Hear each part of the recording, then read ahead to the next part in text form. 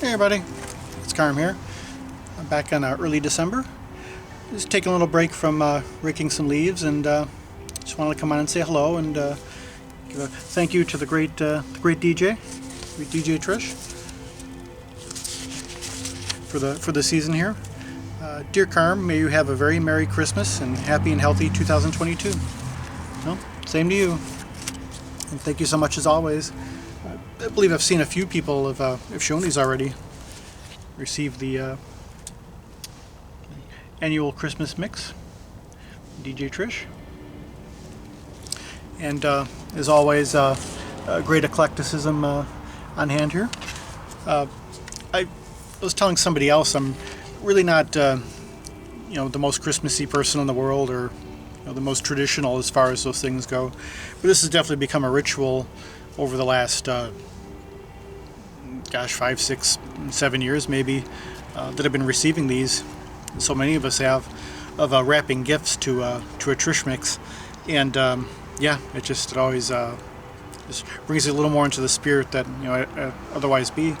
And you have pieces by Elvis, Aretha Franklin, Ringo Starr, Trans-Siberian Orchestra, Beach Boys, ABBA. So you're always going to get something fun and not just eclectic but fresh. Just having these mixture of artists and tunes. Even someone like me who's again not as Christmassy as could be. It definitely brings me more into the spirit. Just this whole approach. So thank you so much as always, Trish. Deeply generous, and the season wouldn't be quite the same without these, and for sure. So thank you, and looking forward to it when the time comes. I finally am very close to being finished with Christmas shopping. The eternal procrastinator is finally almost there. So it'll be fun when the time comes. And I want to share just a few other things I've been playing since I'm here, and just a few things that I've really been kind of playing in almost a continuous loop. In kind of a Western classical mood this last week or so. So I've been playing a lot of these. We have Beethoven by Bruno Walter, conducting the 4th and 5th Symphonies. Been a long-time fan of Bruno Walter. He's my favorite classical conductor. Someone who just infuses so much passion into what he's doing.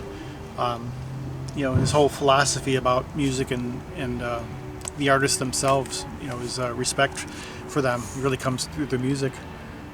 He had said something about somebody who does not love nature could never conduct Beethoven's Pastoral Symphony, and it kind of says it right there.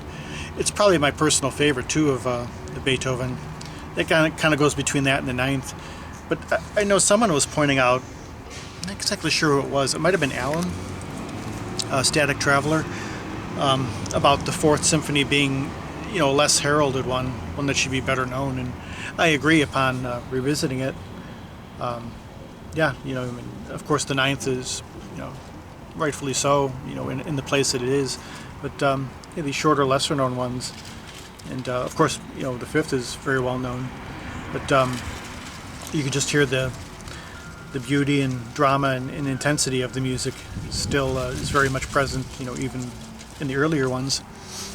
And again, with Bruno Walter kind of at the helm, it really comes through. So I very much recommended checking out some of the earlier ones as well. Beethoven and Bruno Walter. Listening to a lot of Bach overall. A lot of the organ stuff and a little bit of the orchestral, but especially this. Of course, you have Keith Jarrett, kind of two favorite artists on one here. Well-Tempered Clavier. This was originally recorded in '87, something that was in the vault. It came out on ECM New Series in 2019, a 2 CD set. And of course, Keith, his interpretations here are very reverential, respectful, and really loving for the artist. You hear his own passion for for the music really coming through him here. Also, his characteristic sort of vocalese that accompanies a lot of his solo piano. Really here, he kind of hems it all in. But again, sort of respect for the artist, and again, you just hear it really coming through him, almost like he's channeling the music from way back, centuries ago.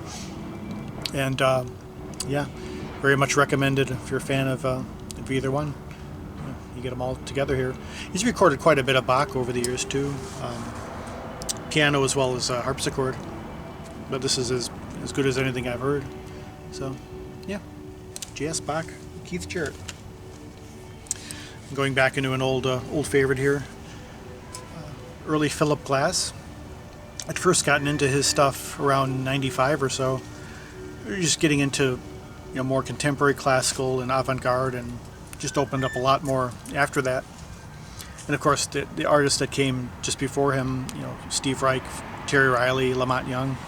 But I really heard him first, and this is very early, composed in the late 60s, early 70s, highly repetitive, reductive, either hypnotic or monotonous, depending on your frame of mind.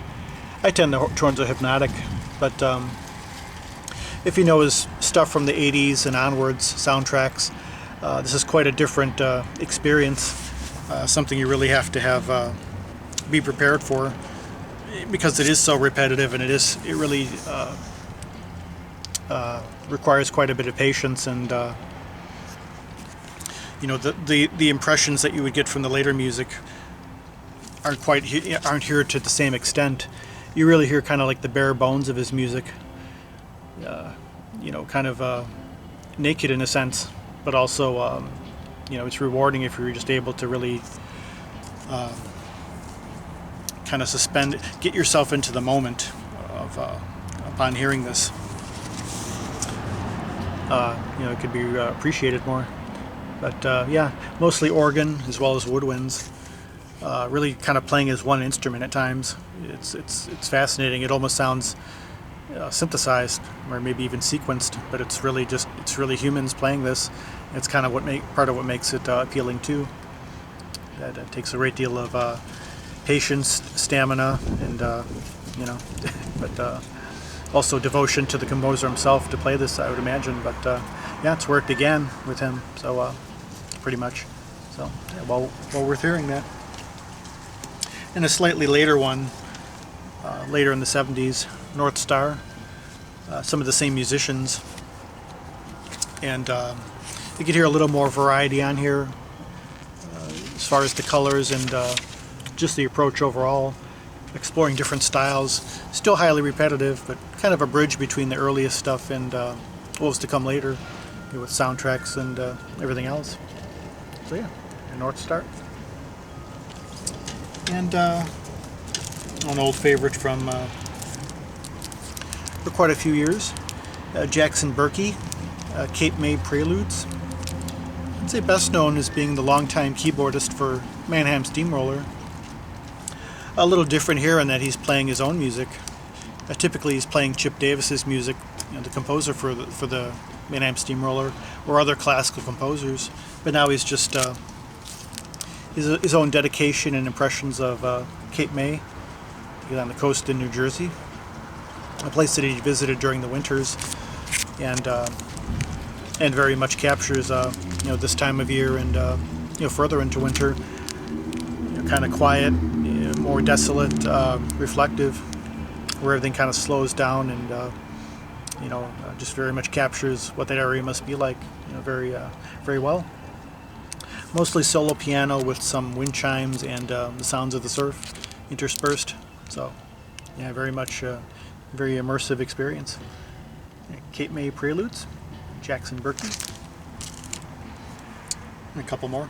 Also an artist that for some years now I've really associated with Christmas time, even though or maybe she has done a Christmas album, I'm not sure, Enya, but something about her music in general just brings to mind this time of year, and it tends to get played just about every December.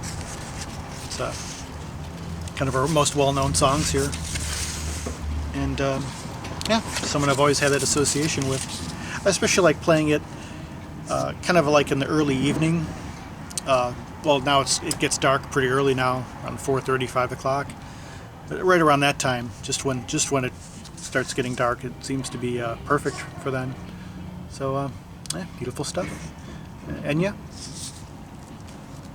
And finally, something I've been playing a lot overnight. John Hewling, Sleeping Desert, out of American Indian flute and synthesizers. Most of his albums are like this, in this vein, inspired, influenced by the desert Southwest in here in the States. So they all kind of have a similar theme. Got little variations. Sometimes the sounds of actual of nature, as well as the flute and synthesizers. Really nice blend, and as someone who's visited the Southwest for many years, yeah, it always kind of brings me back there. Without kind of go there in your mind. You can be at two places at once while listening to this, in a sense. It's part of what I really like about it. So, yeah, John Hewling, Sleeping Desert. So, yeah, just wanted to come on and say hello, and again give thanks to DJ Trish. Much appreciated as always. And yeah, hope you're all doing as well as possible, and I try to come on at some point before hopefully at least more than once before the new year, and have some things that I finally want to get around to doing video wise.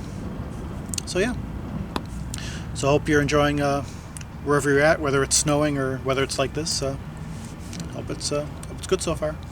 Well, till the next one, peace, love, and joy.